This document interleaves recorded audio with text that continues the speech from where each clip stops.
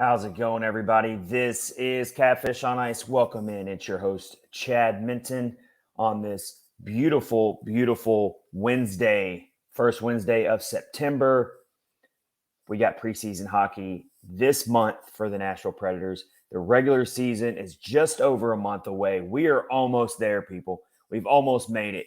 Today on episode 197 of Catfish on Ice, got some really, really big topics to cover for you. This is your host, Chad Minton, brought to you by DraftKings, promo code THPN.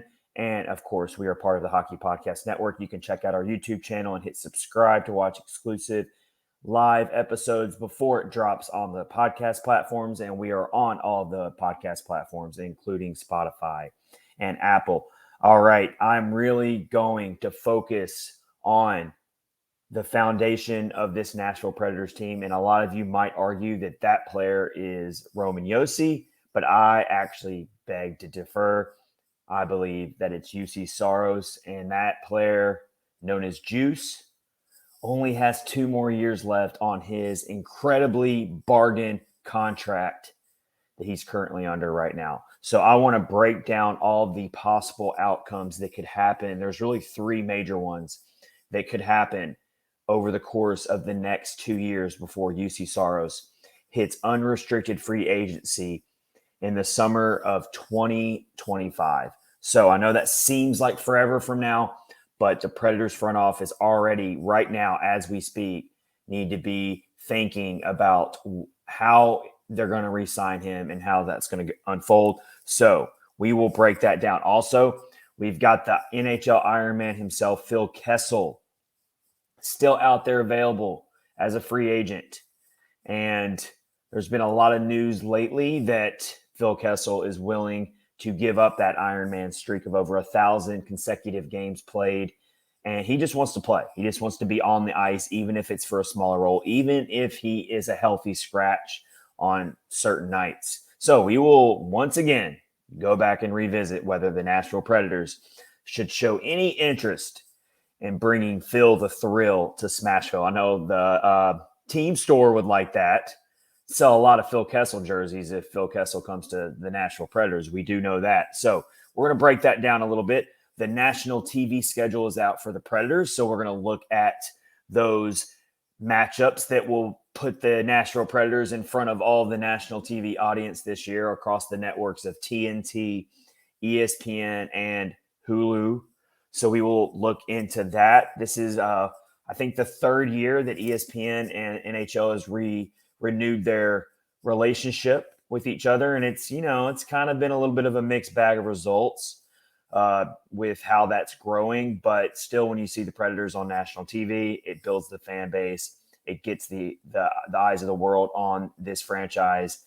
And so we're going to look into those matchups. And yeah, that's what we got for episode 197 here. If you're watching on YouTube, please hit subscribe below. It really does help a ton for the podcast as we try to grow the Catfish on Ice community. And we do that through our YouTube viewers and also on the social media airwaves. All right.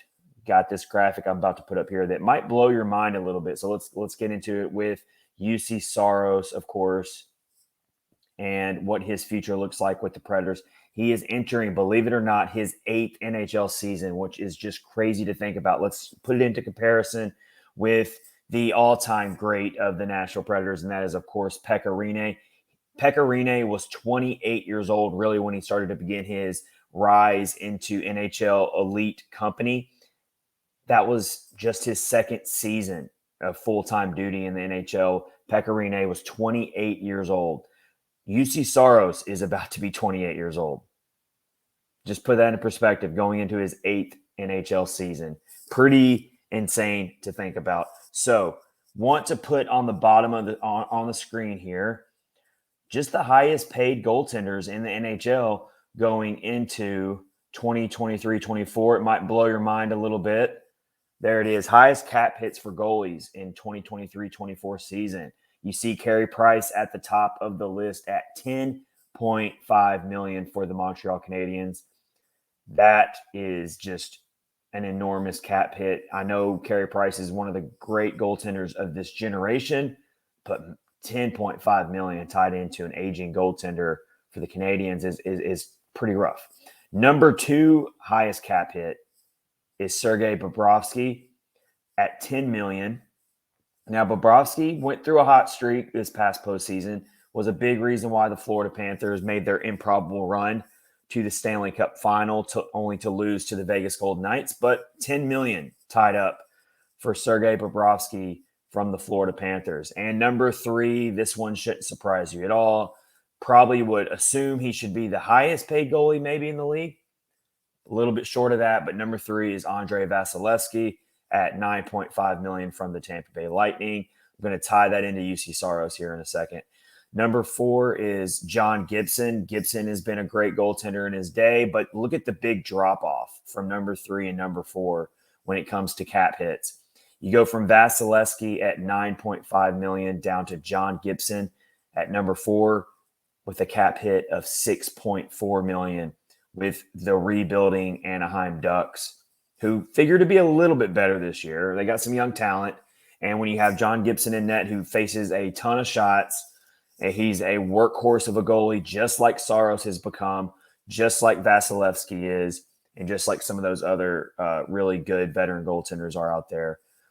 So Gibson comes in at number 4. We can move on down the list eventually, but let me jump down to Juuse Saros at $5 million, all the way down at $5 million. That's why this is so important to look into the long-term future, because Saros is going to get a major pay raise from someone. And you would think, oh, the Predators are going to invest long-term in Juuse Saros eventually. When is that going to happen? How are they going to find the money? What type of money is Saros going to expect? Is he going to be willing to take possibly a team-friendly discount because he loves Nashville so much? Certainly possible. That's what you hope for when this comes down the road eventually. So there's that list. Pretty interesting there to see Juuse Saros so far down the list, considering he's in the Vezina Trophy conversation pretty much every year for the past 2 or 3 years, and he's that far down. Is pretty amazing. You got to think Saros is eventually going to crack through and win a Vezina Trophy. And so, yeah, I got to look into some outcomes here for you. The first one being going into the next 2 seasons. Will the Predators find a way to re-sign Saros to a long-term contract sometime in the next season or 2 before Saros even sniffs free agency? They just get it taken care of. They sign a big deal. For that to happen, you're going to obviously have to see some players go, because you're looking at next offseason. You've got several free agents coming up next offseason.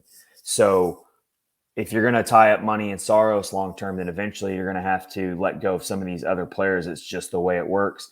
I mean, maybe the cap ceiling raises a little bit eventually, but still it's going to be very hard for the Predators to re-sign Saros to a long-term deal, tie up that kind of money, considering what Saros is going to be due, and then re-sign some of these free agents. They're going to be free agents next offseason. Players like Yakov Trenin, who currently makes $1.7 million, going to need a pay raise probably to keep him, you would think.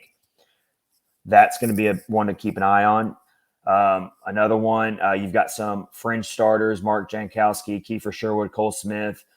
At least 2 of those 3 probably won't be back after this coming up season, you would think, especially if you're going to have to find every dollar you can to keep Saros. And then Alexander Carrier. Ooh, now that's a big one. That's a big one when you look into re-signing Saros and tying up money for Saros.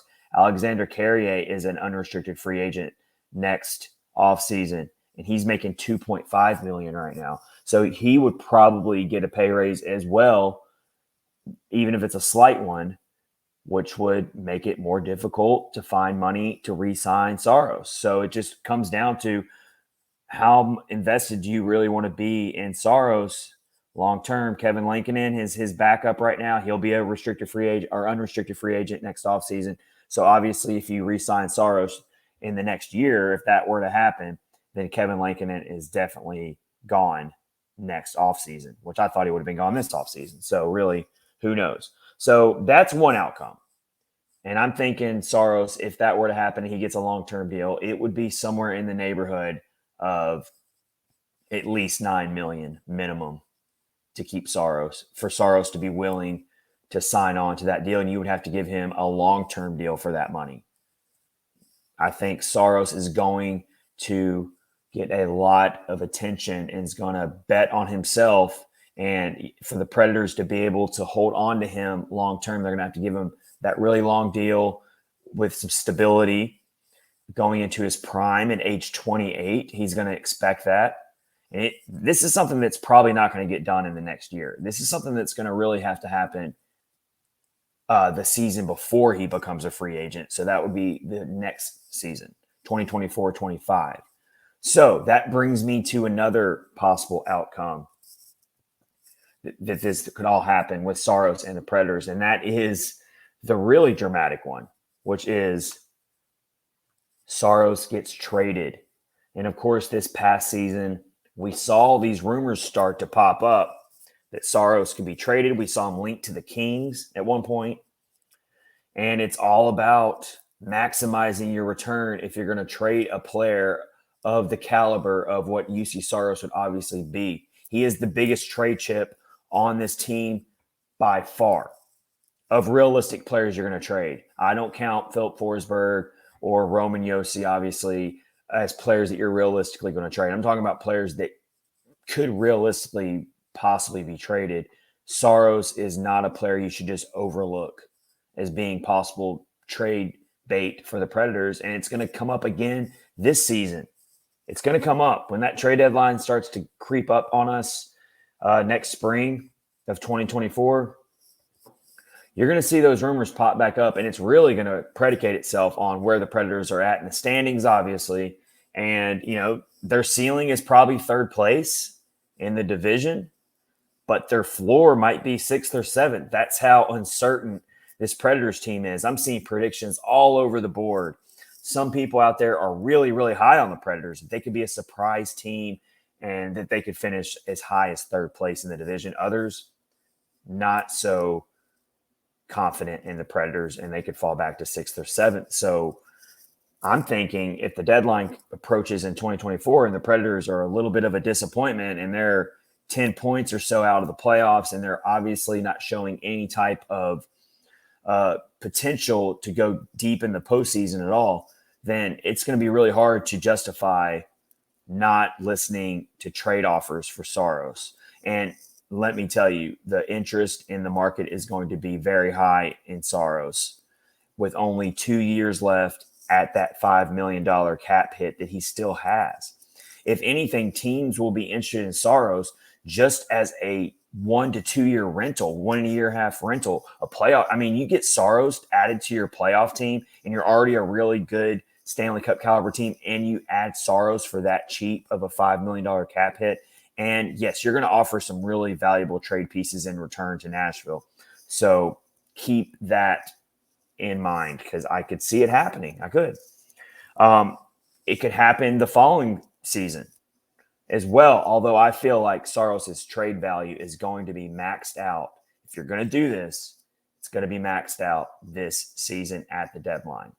Because if you think about trading him the following season, then Saros really does become a rental for whichever team wants him, because then they're going to have to deal with the fact that Saros is due a big pay raise, and then they're going to have to worry about negotiating for Saros long-term in that 2025 offseason. So really the time to trade him, if this is going to happen, is going to be this season, if it's going to happen, in my opinion. That takes me to the last outcome, and it's the less dramatic one, but it's still one that's going to get your heart pumping a little bit.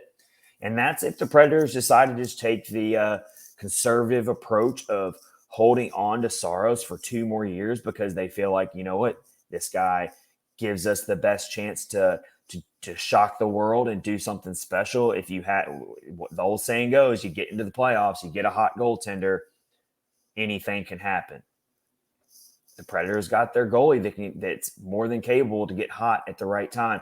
Just think about that Carolina Hurricanes series a couple playoffs ago. The Predators were huge underdogs. No one expected them to win that series, and the Predators managed to take it to 6 games.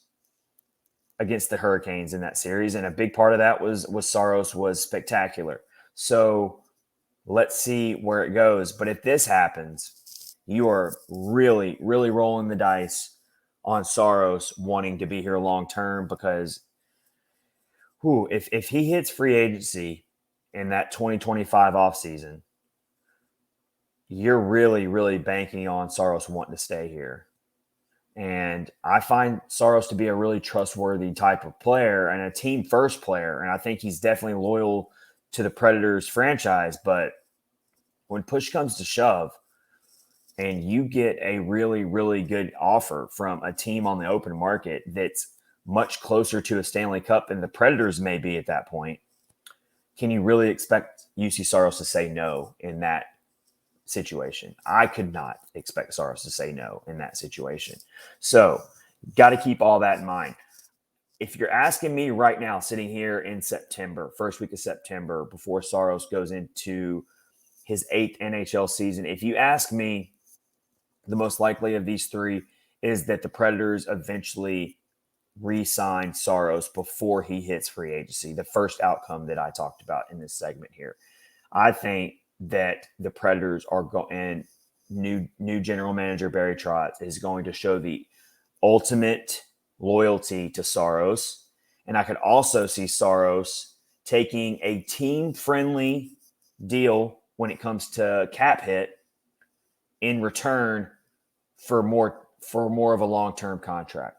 So if the Predators could invest like 5-6 years into Saros, which would take you into his mid-30s, up to his mid-30s at that point, if you sign him for 5 to 6 years, and maybe take a little bit off the annual cap hit, you're giving Saros that stability with a long-term deal. He becomes your franchise goalie and goes down the same similar path that Pekka Rinne went down. He's here for the long term. If Saros is here for another 6 years after these next two, so that would put him here for 8 more years, he has a chance to break some of Pekka Rinne's records. Yes, that could happen. Believe it or not, it could. So that's what we have to keep in mind. Also, in all of this, if this comes true, well, all of you big fans of Yaroslav Askarov, the goalie prospect, who, figures to be Saros's backup for at least 1 year, you would think, but he becomes trade bait. And that's your consolation prize if you're trying to get something out of these goalies on the trade market. You trade Yaroslav Askarov. He doesn't have as high of trade value as Saros does, obviously, but he certainly could get you something in the trade market. That would leave you with Kevin Lankinen possibly as a backup for a little bit longer, or you just have to go out and find another backup. I mean, I don't want to just completely discount the importance of backup goalies, but in this instance, I think that you can trade Yaroslav Askarov, invest in Saros long-term. Hopefully he's willing to give you a little bit of a loyalty discount for loving this franchise, but he's still going to get paid, and he deserves to get paid. And if that happens, you've got your franchise goalie for years to come. You can check that box off. I just think it's way too risky to trade Saros, even if you do get a massive haul. Then suddenly you're putting all your chips in on Yaroslav Askarov living up to the hype that he has. And that is a big, big question mark. I know the scouts love him. I know that we all see great intangibles and great skill sets that we think are just going to keep developing. But there is no guarantee in that.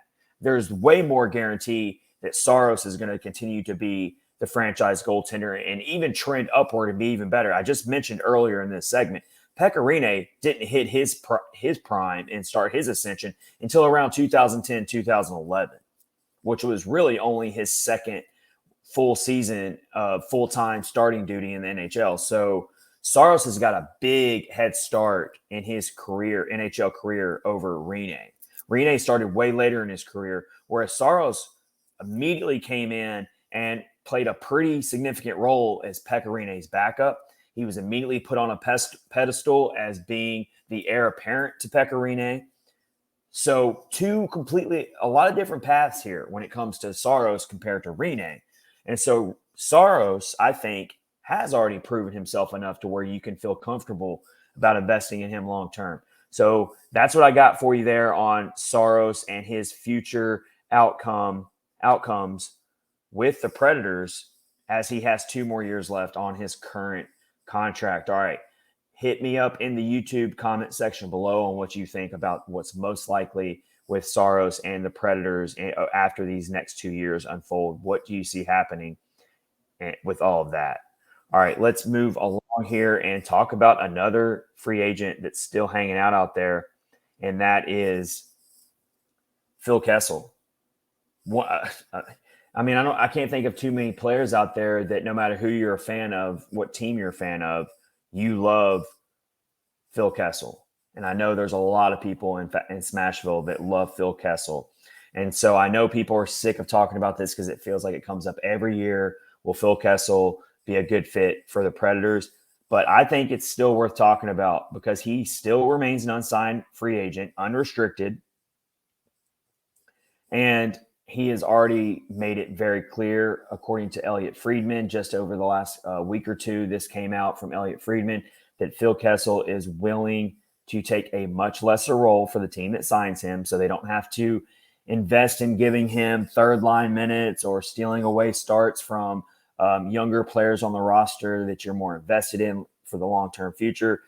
That can all be put to a side.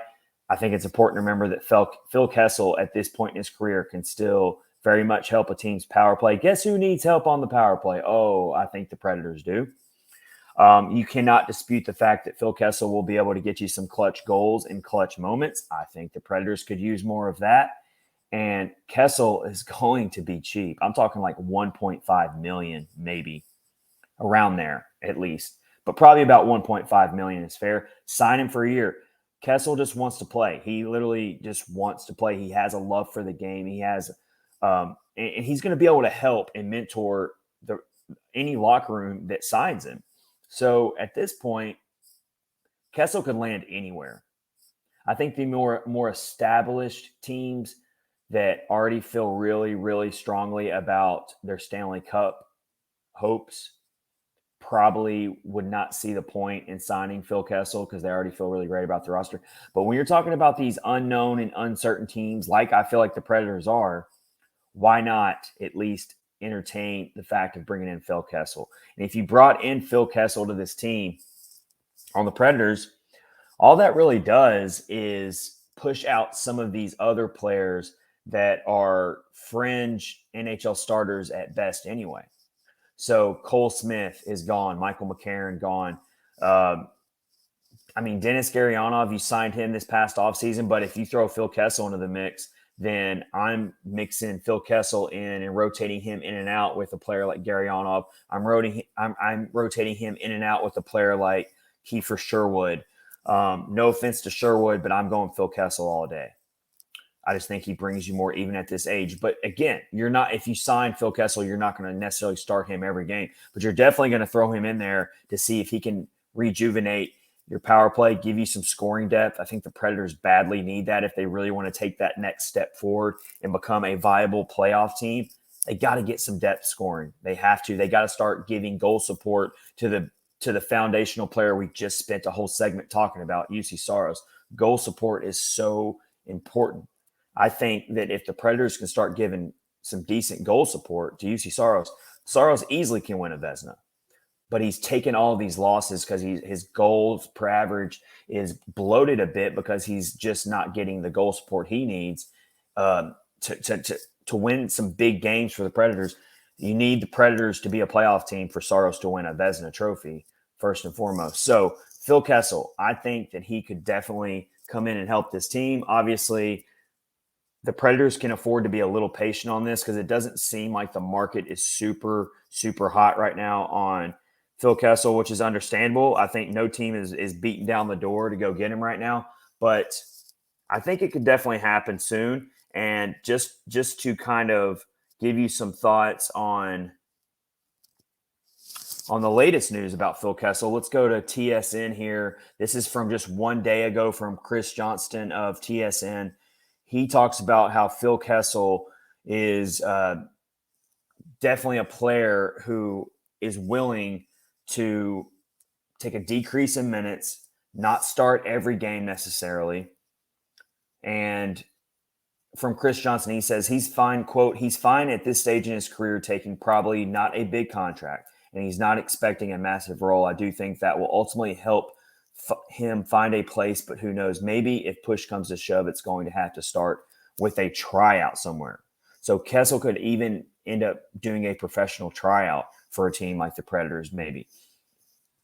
Chris Johnson of TSN goes on to say he can still put up some numbers. I think he can still be of use of teams on the power play, but unfortunately, time stops for no one, and Phil's at the stage of his career now where he's going to be scrambling to find something. I think he ultimately will because his desire is so strong to play, but it's going to look a little different than even it has these past few seasons where he still managed to play every game in Arizona and in Vegas.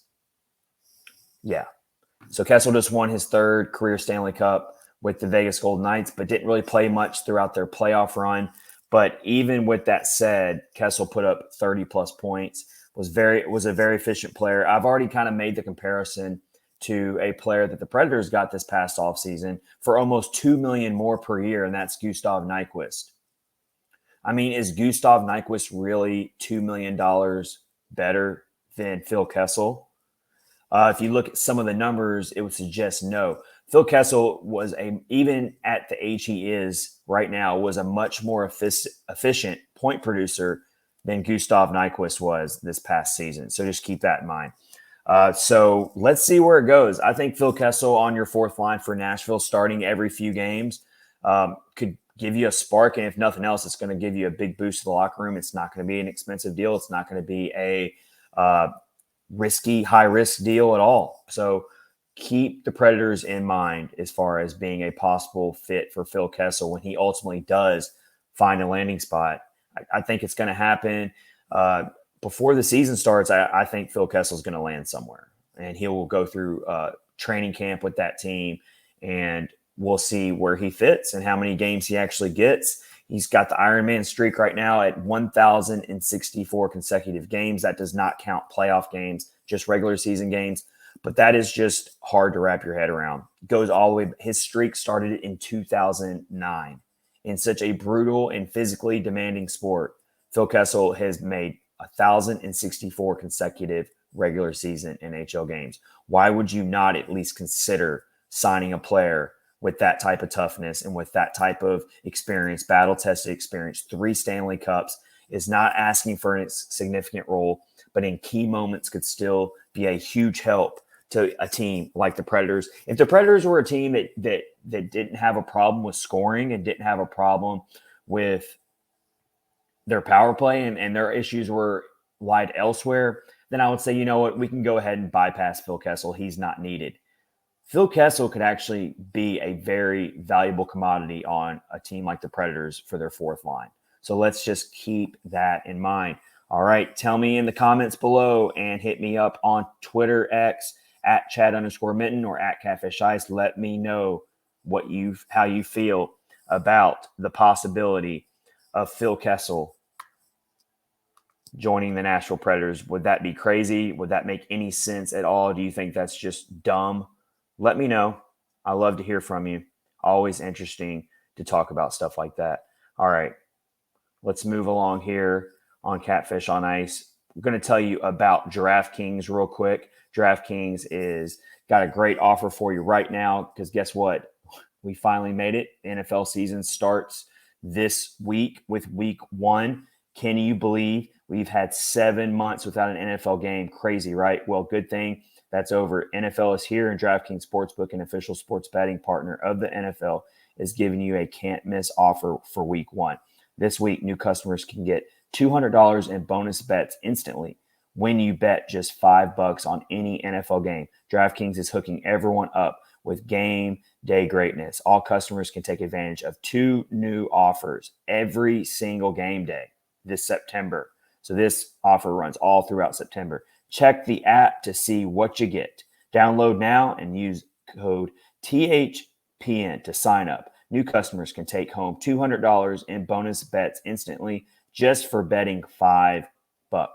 That's code THPN only on DraftKings Sportsbook, an official sports betting partner of the NFL. The crown is yours. Gambling problem, call 1-800-GAMBLER or visit www.1800gambler.net.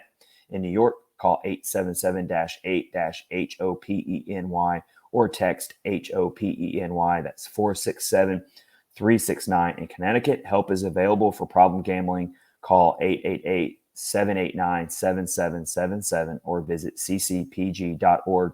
Please play responsibly on behalf of Boot Hill Casino and Resort in Kansas. 21 plus, age varies by jurisdiction.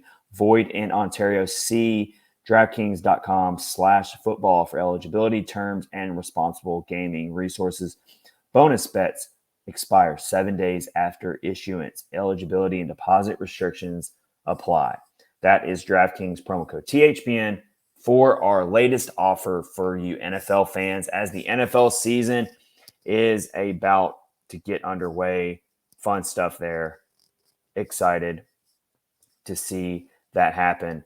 All right, we got to move along here. It's episode 197 of Catfish on Ice. Hope you're enjoying this episode. Hope you're getting excited about the upcoming season. And we just found out about the national TV schedule for the Predators. They've got 10 games across the networks of TNT, ESPN, Hulu, and ESPN Plus. 10 kind of in the middle. There's a lot of teams out there who didn't even get one. Most notably, the team that surprised me the most, the Calgary Flames, got 0 nationally televised games. Could not believe that. It's mostly Canadian teams that did not get a national televised game. But the Predators coming in at 10, they're going to have 2 on TNT. They're going to have 3 actually on the main ESPN network. Let's put it on the bottom of the screen there. Yeah, national TV schedule there. They'll play twice on TNT versus the Kings at home and at the Minnesota Wild. They'll play 3 times on the main ESPN network, including the October 10th season opener against the Tampa Bay Lightning in Tampa Bay. That's pretty cool to see the season open up with them on national TV on ESPN. So a lot of eyeballs will be on them taking on the Tampa Bay Lightning. Your other 2 main network ESPN games will be also against the Kings at LA, and they'll welcome the Dallas Stars to Bridgestone Arena on ESPN. Can't think of what that storyline will be like, but I'm assuming it's going to have something to do with Matt Duchene. So there you have that. And then your other 5 nationally televised games will be on Hulu, ESPN Plus platforms. So there you have it. 10 games total. Not bad considering it's a smaller market team, a team that gets overlooked a lot. To get 10 nationally televised games, including 3 on the main ESPN network, including opening the season on ESPN, is a pretty cool thing. I cannot argue with that at all. Looking at the national TV schedule, they're going to play the LA Kings twice, or 3 times on national TV, actually. So not sure what the love affair is between the Predators and the Kings for the national TV schedule makers, but there you have it. So you'll see the Kings 3 times on national TV against the Predators, and then you're going to see the Wild on national TV against the Predators. So you got yourself a good old-fashioned division rivalry matchup there. And you're also going to see I think that Dallas Stars game is what everyone's really going to be interested in with Matt Duchene coming back to Nashville. That will be a good one to watch. And then, of course, the TNT games. I really love the TNT coverage of the NHL. I think they do it the best. So you're going to see on TNT the Predators take on the Kings again. And you're going to see them also take on the Minnesota Wild at the Wild.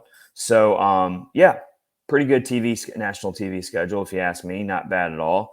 And we'll see how it goes there. So good stuff there. All right, let's wrap up episode 197. Really appreciate you listening. This is a quick one today. We're just getting one in. We're still getting ready for the new season. We wanted to get you a quick episode out, so we hope you enjoyed it. We hope you stay safe out there and are getting your rest in, because this season is going to be here before we know it. Can't wait for it. This has been your host, Chad Minton. Catfish on Ice, episode 197, brought to you by DraftKings. Listen to us on Spotify, Apple, and all of the podcast platforms. Hit subscribe on YouTube, and you can follow us on social media, Facebook, Twitter, X, and also Instagram at Catfish Ice. Everyone have a great rest of your week. We will see you later.